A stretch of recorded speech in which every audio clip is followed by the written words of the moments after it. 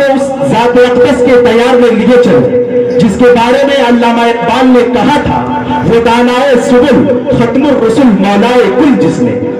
वो दानाए सुबुल खत्मुर रसूल मौलाए कुल जिसने, खुदारे राह को बख्शा परोगे वादिये सीना, और निगाहे इश्क मस्ती में वही अव्वल वही आखिर,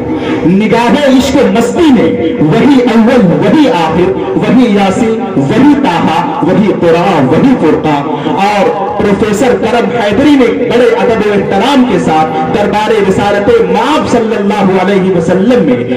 नजराने अकीदत पेश करते हुए कहा था, सबसे पहले मशीयत के अनवार से,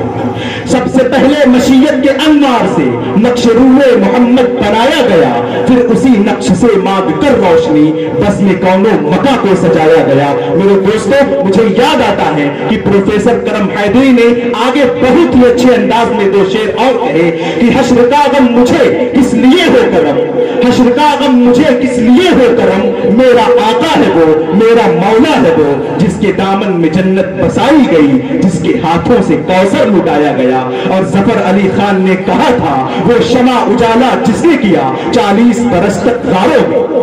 वो शमा उजाला जिसने किया 40 बरस तक गारों में, एक रोज चमकने वाली थी सब दुनिया के गलियारों में। और जो फलसफियों से खुल न सका, जो नुक्तावरों से हल न हुआ, जो फलसफियों से खुल न सका, जो नुक्तावरों से हल न हुआ, वो राज कमली वाले ने समझा दिए चंद इशारों में। इनकलाबे दहर का रूहे रवा वो कौन था,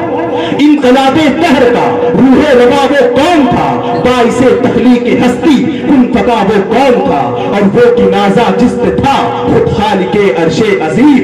वो की नाजा जिस्म था खुद खालिके अर्शे अजीम, ऐसा कामिल इस जहां में ऐसा मां वो कौन था। और पत्थरों के जख्म खाकर भी दुआएं जिसने दी, पत्थरों के जख्म खाकर भी दुआएं जिसने दी, ऐसा फिर शीरी सिफत शीरी जुबा वो कौन था। आइए अब दरबारे रिसालत माब सल्लल्लाहु अलैहि वसल्लम में नजराने अकीदत पेश करने के लिए मैं बड़े अदब व एहतराम के साथ कुशीनगर से तशरीफ लाए हुए शायर चमनिस्तानी नबूवत हजरत कारी सुहैल अहमद साहब दामत फयूज़हुम को इस शेर के साथ दावत देता हूं कि छीन ले मुझसे मेरे उम्र का एक एक लम्हा, छीन ले मुझसे मेरे उम्र का एक एक लम्हा, याद आका में मुअत्तर कोई लम्हा दे दे, तारीखियों में अज़्म बुरन्मार लेके आ जिंदगी की दौलत बेदार लेके आ, और शेरे सुहन को जिससे नया बापन मिले, ऐसा हसीन लहजे गुफ्तार लेके आ। हजरत कारी सुहैल साहब माइक पर।